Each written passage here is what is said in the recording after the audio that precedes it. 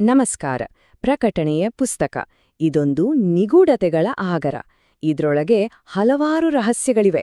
ಇವತ್ತು ನಾವು ಅದರಲ್ಲೇ ಒಂದು ಬಹುಚರ್ಚಿತ ಒಗಟಿನ ಬಗ್ಗೆ ಮಾತಾಡೋಣ. ಅಂದ್ರೆ 4 ದೇವದೂತರ 2 ಗುಂಪುಗಳ ಹಿಂದಿರುವ ರಹಸ್ಯ.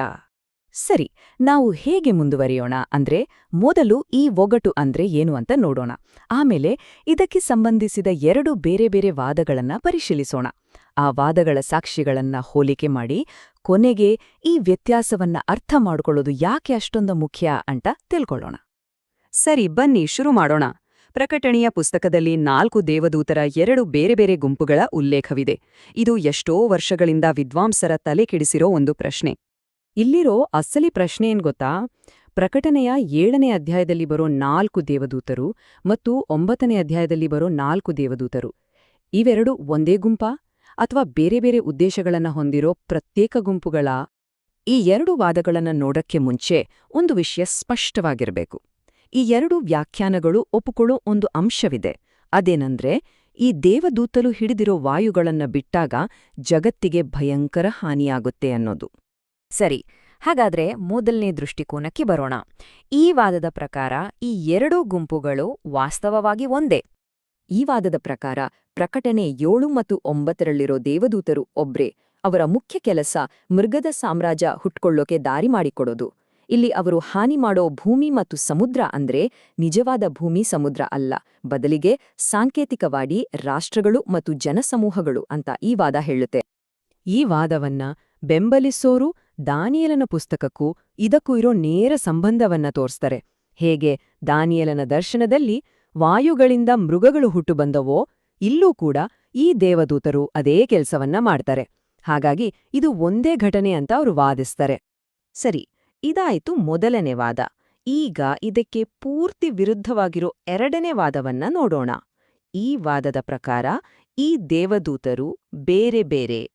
ಇಲ್ಲಿ ಒಂದು ಇಂಟ್ರೆಸ್ಟಿಂಗ್ ವಿಷಯ ಏನಂದ್ರೆ, ನಾವು ನೋಡ್ತಾ ಇರೋ ಈ ಮೂಲ ಆಧಾರದ ಲೇಖಕರೇ 2ನೇ ವಾದವನ್ನೇ ಒಪ್ಕೊಳ್ತಾರೆ. ಅವರೇ ಈ ದೃಷ್ಟಿಕೋನವನ್ನ ಬೆಂಬಲಿಸ್ತಾರೆ ಅಂತ ಸ್ಪಷ್ಟವಾಗಿ ಹೇಳಿದ್ದಾರೆ. ಈ ಸಿದ್ಧಾಂತದ ಪ್ರಕಾರ ಇವೆರಡೂ ಸಂಪೂರ್ಣವಾಗಿ ಬೇರೆ ಬೇರೆ ಗುಂಪುಗಳು. ಪ್ರಕಟಣೆ 7ರ ದೇವದೂತರು ಭೂಮಿಯ 1/3 ಭಾಗದಷ್ಟು ಮರ, ಗಿಡ, ಸಮುದ್ರಗಳನ್ನ ನಿಜವಾಗಿಯೂ ನಾಶ ಮಾಡ್ತಾರೆ.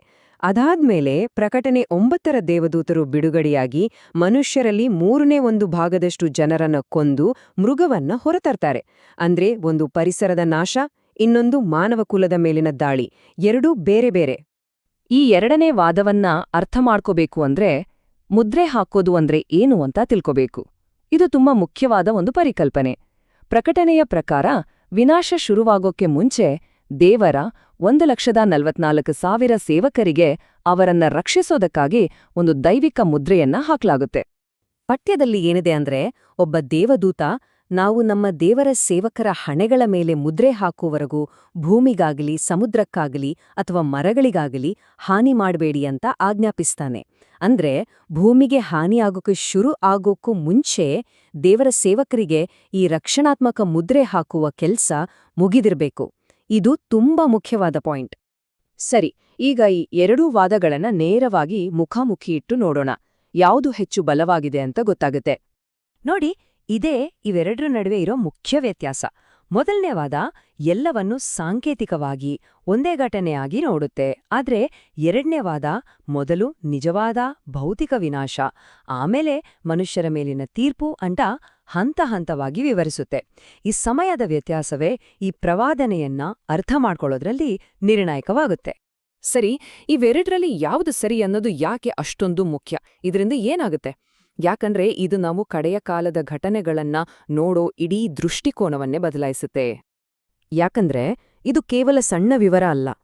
ಪ್ರಕಟಣೆಯಲ್ಲಿ ಬರೋ ಒಂದಾದ ಮೇಲೊಂದು ಘಟನೆಗಳ ಇಡೀ ಸರಣಿಯನ್ನೇ ಇದು ಬದಲಾಯಿಸ್ಬಿಡುತ್ತೆ. 3 ವಿಪತ್ತುಗಳು ಯಾವಾಗ ಶುರುವಾಗುತ್ತೆ, ಮುದ್ರೆ ಹಾಕೋದು ಯಾವಾಗ ನಡೆಯುತ್ತೆ ಅನ್ನೋದೆಲ್ಲ ಇದ್ರ ಮೇಲೆ ನಿಂತಿದೆ. ಈ 2ನೇ ದೃಷ್ಟಿಕೋನದ ಪ್ರಕಾರ ನಾವು ಹೋದ್ರೆ ಘಟನೆಗಳ ಕ್ರಮ ಹೀಗಿರುತ್ತೆ ನೋಡಿ. ಮೊದಲು 1,44,000 ಜನರಿಗೆ ಮುದ್ರೆ ಹಾಕುವ ಮೂಲಕ ರಕ್ಷಣೆ ಸಿಗುತ್ತೆ. ಆಮೇಲೆ ವಾಯುಗಳು ಬಿಡುಗಡೆಯಾಗಿ ಭೂಮಿಯ 1/3 ಭಾಗ ನಾಶವಾಗತ್ತೆ. ಅದಾದ ಮೇಲೆ ಒಂದಕ್ಕಿಂತ ಒಂದು ದೊಡ್ಡ ತೀರ್ಪುಗಳು ಅಂದ್ರೆ ವಿಪತ್ತುಗಳು ಭೂಮಿ ಮತ್ತು ಮನುಷ್ಯರ ಮೇಲೆ ಬರುತ್ತೆ. ಮೂರನೇ ಒಂದು ಭಾಗ, ಯೋಚನೆ ಮಾಡಿ, ಭೂಮಿಯ ಮೂರನೇ ಒಂದು ಭಾಗ ನಾಶವಾಗತ್ತೆ. ಆಮೇಲೆ ಮನುಷ್ಯರಲ್ಲಿ ಮೂರನೇ ಒಂದು ಭಾಗ ಸತ್ತೋಗ್ತಾರೆ. ನಾಶದ ಪ್ರಮಾಣ ಎಷ್ಟಿದೆ ಅಂತ ಊಹಿಸೋಕು ಕಷ್ಟ. ಅಂತಿಮವಾಗಿ ನಮ್ಮ ಮೂಲ ಆಧಾರ ಒಂದು ಗಂಭೀರವಾದ ಸತ್ಯವನ್ನ ನಮ್ಮ ಮುಂದೆ ಇಡುತ್ತೆ. ವಿವರಗಳಲ್ಲಿ ಏನೇ ಚರ್ಚೆ ಇರ್ಲಿ, ಪ್ರವಾಜ್ಞೆಯ ಅಂತಿಮ ಚಿತ್ರಣ ಮಾತ್ರ ಸ್ಪಷ್ಟವಾಗಿದೆ. ಅದು ಜಾಗತಿಕ ವಿನಾಶ. ಭೂಮಿಯ ಮೂರನೇ ಒಂದು ಭಾಗ ನಾಶವಾಗಲಿದೆ, ಮಾನವ ಕುಲದ ಮೂರನೇ ಒಂದು ಭಾಗ ಸಾಯಲಿದೆ, ಮತ್ತು ಒಂದು ಮೃಗವು ಅಧಿಕಾರಕ್ಕೆ ಬರಲಿದೆ. ಹಾಗಾದ್ರೆ ಉಳಿಯೋ ಪ್ರಶ್ನೆ ಒಂದೇ: ಈ ವ್ಯಾಖ್ಯಾನಗಳಲ್ಲಿ ಯಾವುದು ಸರಿ ಅನ್ನೋದಕ್ಕಿಂತ ಇಂತಹ ಘಟನೆಗಳಿಗೆ ಜಗತ್ತು ಸಿದ್ಧವಾಗಿದೆಯಾ?